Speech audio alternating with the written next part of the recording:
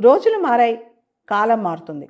అయితే గతం మాత్రం చాలామందిని వెంటాడుతూనే ఉంటుంది. ఒక మాట ఎప్పుడు మనం గుర్తుపెట్టుకోవాలి. Let go the past. Keep lessons it thought you. గతాన్ని వదిలేయండి.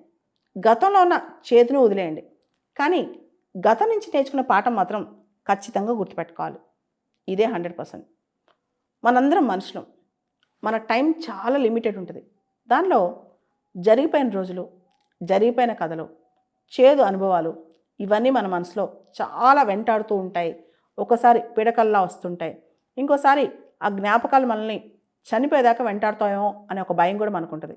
నేనంటాను, గతం చాలా గొప్పది.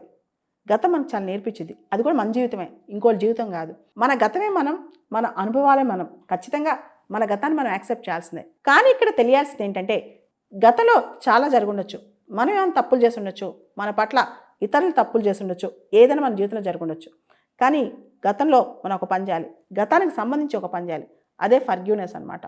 దానిలో లెసన్స్ మాత్రం రాసుకుని మిగతా దాన్ని ఫర్గ్యూ చేసి పక్కన పడేయాలి. మిగతా దాన్ని ఒక చెత్త మన బ్రెయిన్లో ఒక చెత్త డంప్ యార్డ్ అని చెప్పి దాన్ని తీసి ఒక పక్కన పడేసాలి. దాన్ని డార్మెంట్ స్టేజ్లో పడేసి మనం కొత్త జీవితం, కొత్త అన్వేషణ, కొత్త పునాదుల కోసం వెతకాలన్నమాట. ఎందుకంటే ప్రతి జీవితం అమూల్యమైనది. ప్రతి జీవితం చాలా చిన్నది. ప్రతి జీవితంలో చాలా ఛాలెంజెస్ ఉంటాయి. చాలా ఇంట్రికసీస్ ఉంటాయి అన్నమాట.